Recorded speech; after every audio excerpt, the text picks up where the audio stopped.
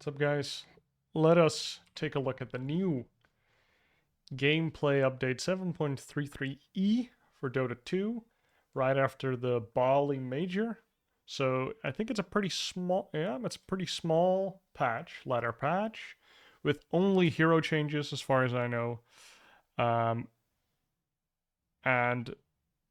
what I can only guess is it was probably designed to hit all of the meta heroes that were very overrepresented at the Bali Major.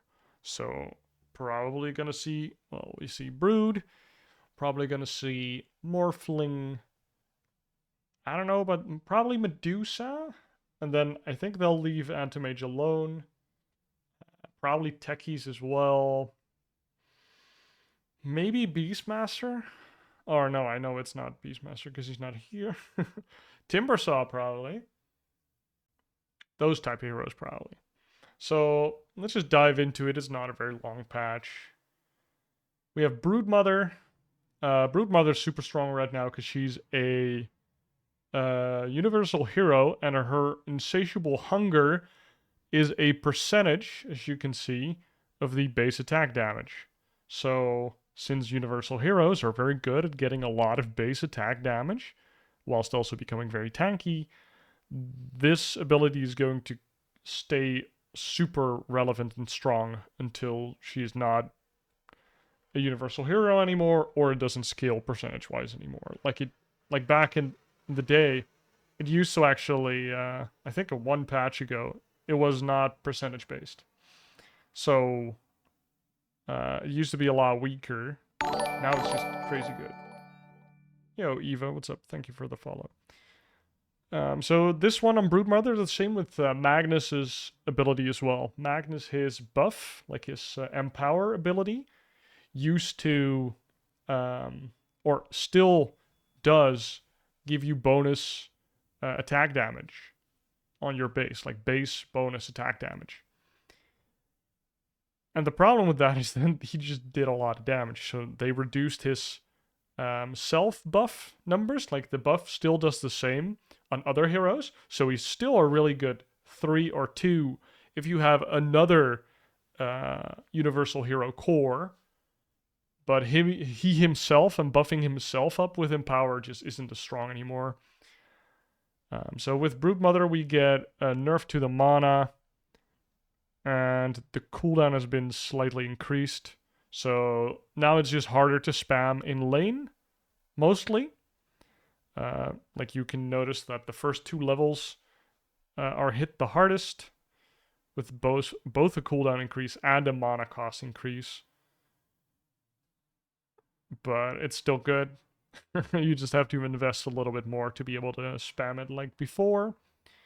And then Silken Bola has been rescaled to not be a 1-point wonder as much. You have to invest quite a few points to kind of get the same effectiveness. So at the first 2 levels, it's less effective, and after that, it's about the same.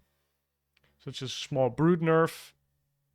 I know that she'll still be relevant and good. Doom Devour 5-second cooldown increase. Yeah, that's a small ass nerf, but we'll take it. Doom is kind of a... He's just a money generator in the off lane that... You know a game is going to be boring when there's a Doom. It's the sad truth. So I welcome this nerf. I don't know how much it's going to do. Like...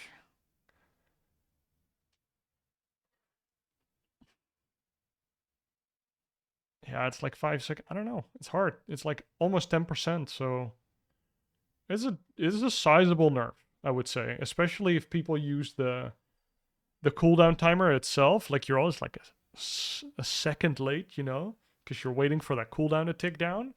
So you might actually do less devours than previously by quite a bit, by like 10 to 15%. Well, let's just say 10%. Then we have Ember, whom Sleight of Fist attack interval was increased. So does that mean that if you Sleight of Fist a lot of heroes. You're just in Sleight of Fist longer, so Sleight of Fist TPing is better. So I guess this is technically a nerf, but he's also invincible whilst Sleight of Fisting. So if the cooldown starts earlier, or starts as soon as you cast it, and it's already going whilst you're Sleight of Fist hitting, then I think it's kind of whatever. Like, I would call it a nerf, but it's not like a flat out cooldown increase. And then the magic barrier has been slightly nerfed on all levels. Apparently just too good. I guess this is just his laning ability, and I think he was getting picked like 7-8 pick, like the third and fourth hero you pick. I think you wait, I'm messing up my jargon here, but I feel like he was being picked early in drafts fairly regularly.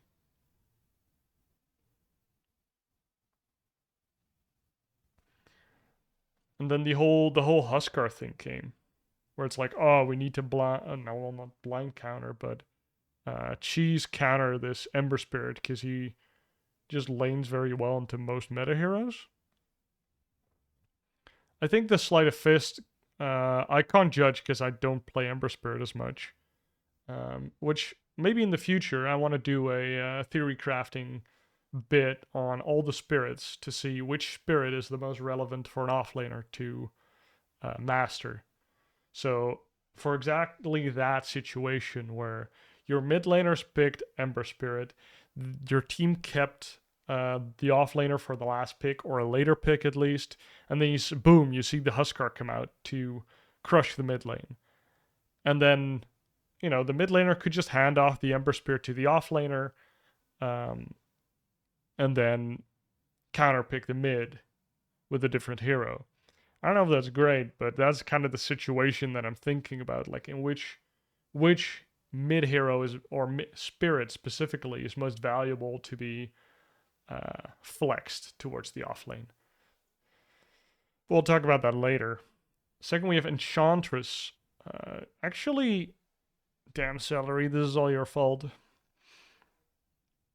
So Impetus was nerfed in the early levels.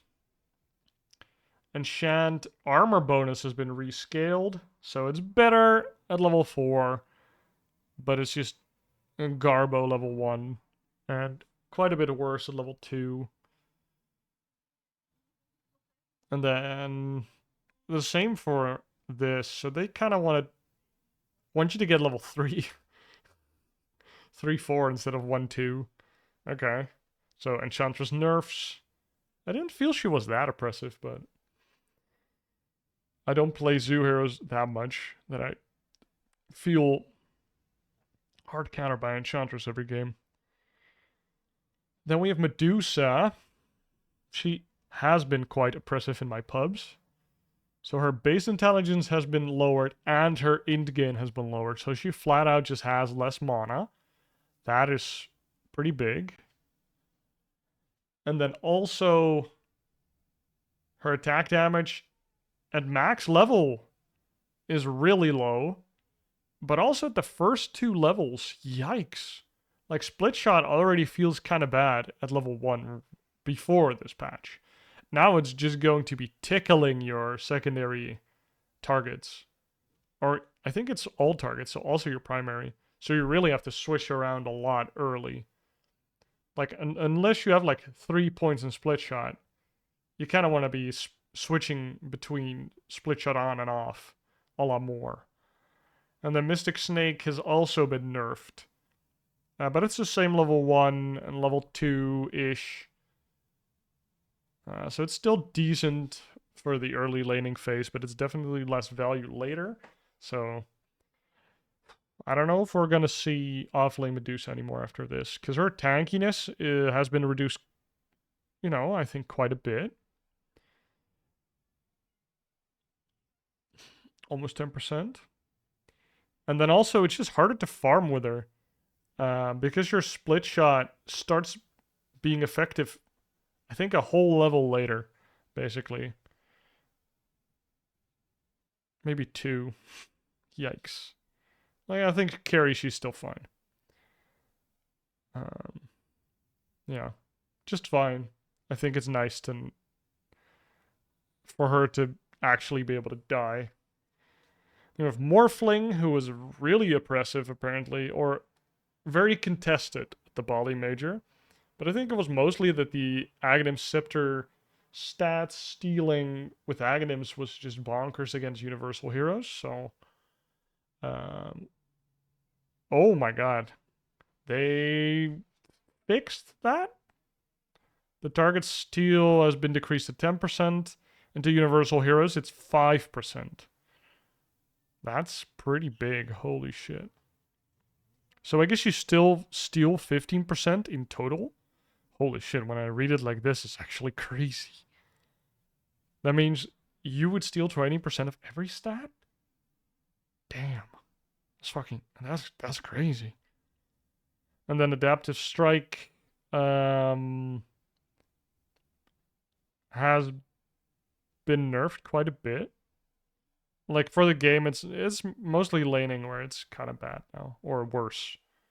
It's just worse. I think he's still fine. Like Morphling is still kind of the same hero, except for the Aghanim Scepter, and the Aghanim Scepter is nerfed pretty heavily. So I don't know if it's still worth it against Universal Heroes. Like it's still good. You still steal 5% of their all stats. But that's like 1/4 of what you used to steal, so it's gonna feel pretty bad compared to that. So I don't know if it's worth it. So I don't know if Morph is still the de facto Universal Hero counter.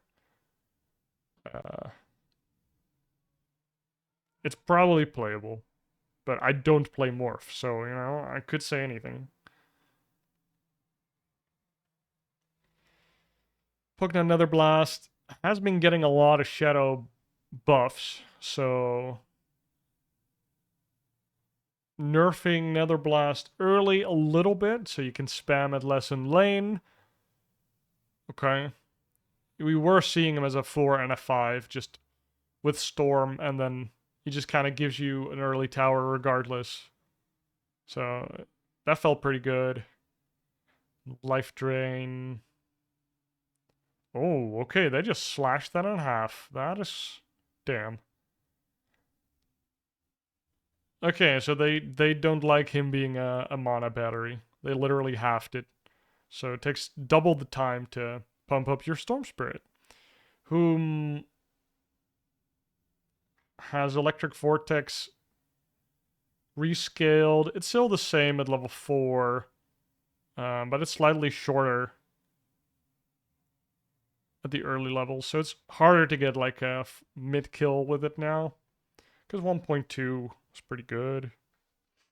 Okay, small nerf, I would say. It's harder to get a solo kill mid, I think. That's the biggest thing in my eyes. And like your level 8 timing is just not as strong. Or level 6. Techies, base armor decrease, base damage decrease. I mean, he's a universal hero. So when he clicks you, you're sad. And then cooldown decreased off Sticky Bomb. That's pretty big, I feel like. Like a full second on top of the 12 in just every level. I felt like I got this thing thrown at me just every time I showed my face in lane. You just get a Sticky Bomb thrown at your face. And then it starts doing so much damage. Look at that damage. 80, 160, 240, 320.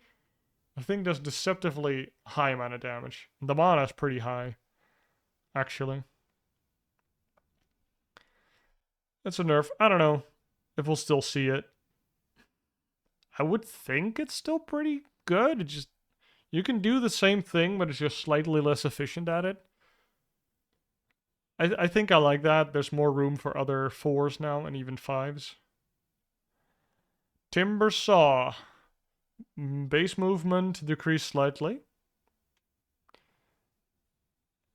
And then we have Timber Chain, damage decrease. on all levels. Bonus health regen decreased on all levels. Oh, okay, that's pretty big. So he's just flat out nerfed. It's not like a laning stage nerf or anything. He's just worse in the entirety of the game at every point. So reactive armor, you just need a full point to catch up, basically. So that's kind of rough. Because I think you use a stop at like reactive armor level 2-ish. And then you just get your other spells.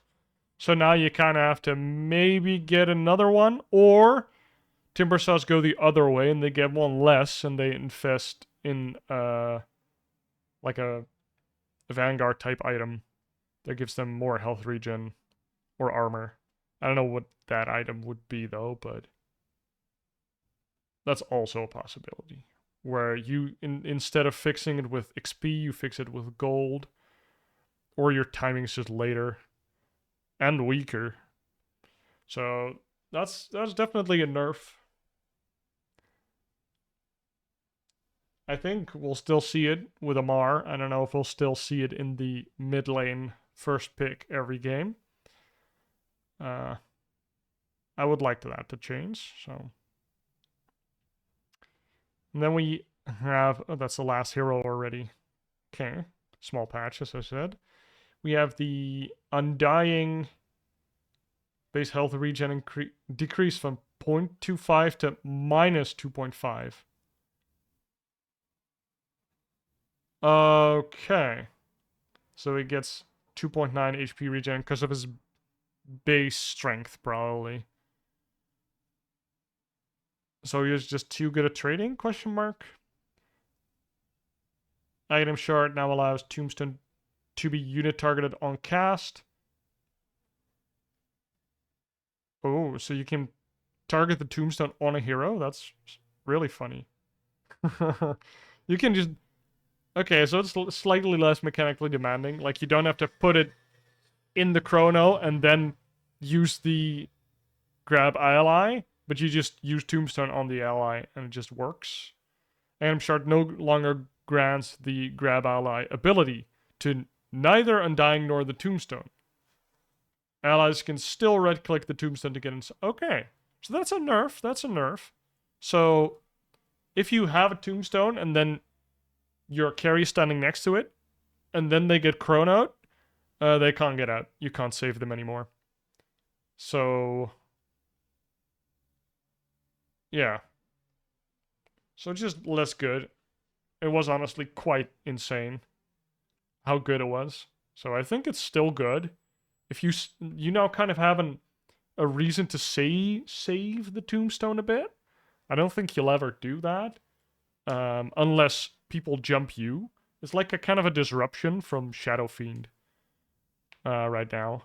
Like normally, if you want to start a fight or a fight, you know that a fight's about to start, you put the Tombstone on a high ground to get that juicy, I don't know what it is, 1400 units of vision. And then also the zombies giving the same amount. Like one of the Dota YouTubers, whom's name I'm totally blanking on right now. He's like the IO with the kappa on it. He made a video on how Tombstone works. And the Tombstone and the zombies both give a lot of vision, which is the biggest thing about Tombstone. And everything on top of that is just kind of gravy. So it's still insane, honestly. It's still insane. This shard is still way better than his previous shard, where he just got more decay stacks, which, you know, was nice for core Undying. But this is way better for support Undying. So I think if this stays like this, we're going to see a lot of Undying at TI, because he's just very strong and reliable in lane and in the game. But 7.34 will come out before that, so stay tuned for that one. I can't wait to try it out.